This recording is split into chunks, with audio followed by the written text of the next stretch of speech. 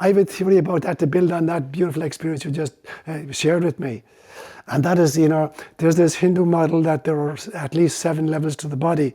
There's the physical body, which is vibrating between infrared and ultraviolet, between 400 and 700 nanometers, so that we can see and hear and taste and touch. So that's the first level, the physical body. The second level I call the etheric body, the energy template, of which the physical body is simply a printout. The third level is the astral body, the place of our emotions, and the place where all of the experiences of the incarnation just ending are archived when we die. And then the fourth level is kind of the mental body, is kind of Plato's ideal realm, the place of the archetypes. The fifth level is the psychic body, the place of telepathy and clairvoyance and clairaudience, clairsentience, psychokinesis, precognition. The sixth level is the soul self, and then the seventh level is cosmic being. Now, I think the planet itself has the same 7 levels. So the first level, I call it the physiosphere. That's the third rock from the sun in this particular solar system, is this rock. Yeah.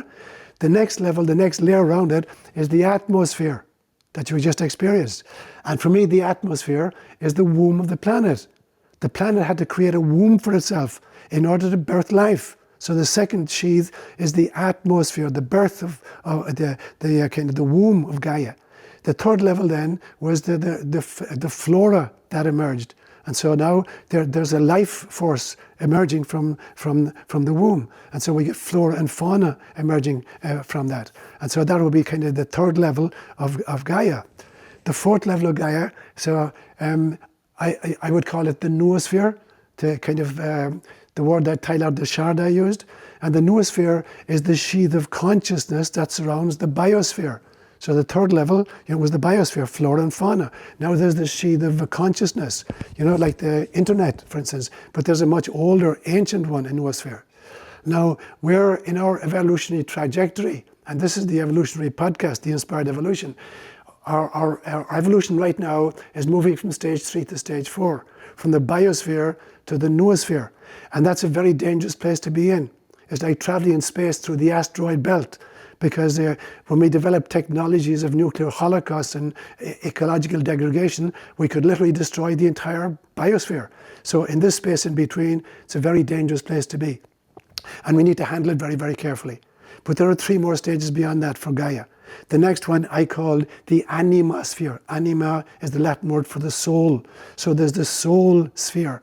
Once we've really grokked and understood the noosphere, the mental one, the next invitation is the soul sphere of the planet. And then the 6th one I call the pneuma sphere. Pneuma is the Greek word for spirit.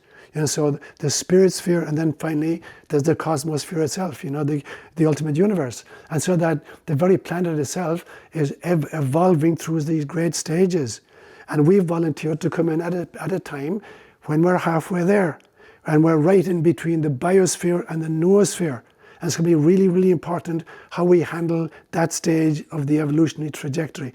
It has to be inspired. And that's why there are people like you creating these kinds of podcasts.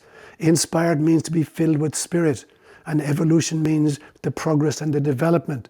And there we are now between biosphere and noosphere, and that's where we're, the journey right now. And it is, light workers like you who are inviting us to traverse that space, in an inspirational fashion, not just driven by technology or our ability to create weapons of mass destruction, but by inspired, be filled with spirit as we can navigate that journey.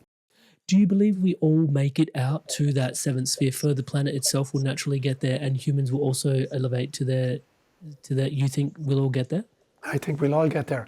It may not be in this incarnation for some of us, but it becomes really important for us that this is where the ego needs to take a back seat. Because I want it to happen while I'm alive, and I want it to happen in a way I'm going to predict it's going to happen. While you're alive, I wish it happened yesterday.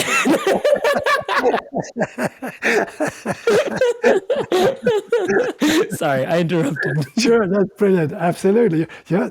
Welcome to the human family. That's where we're all at. All of us want this to happen yesterday, and I want me to be right that I predicted how it was going to happen. And we have to realize this is God's gig. This is God's gig. It's going to happen in the way and at the time that is optimal, for the evolution of everybody involved. And so we have to do our damnedest to kind of put our shoulders to the wheel of evolution and then realize that it's going to happen in God's way, in God's time. But ultimately, since we're eternal beings, all of us are going to experience the fruits of that evolutionary trajectory. Even if there's a disaster in between for a particular generation, we will recover. We will reincarnate. The planet itself will reincarnate. No matter how much damage we do to it, it will recover from that. And there will be beings, souls come back to take it, through the noosphere, into the animosphere and the pneumosphere, and back into God herself. So yes, everybody is going to reap the benefits of that evolutionary trajectory. Hey there, Inspired Evolutionary. If you absolutely loved this, well then here's a full conversation with this guest on the Inspired Evolution podcast. Check it out now.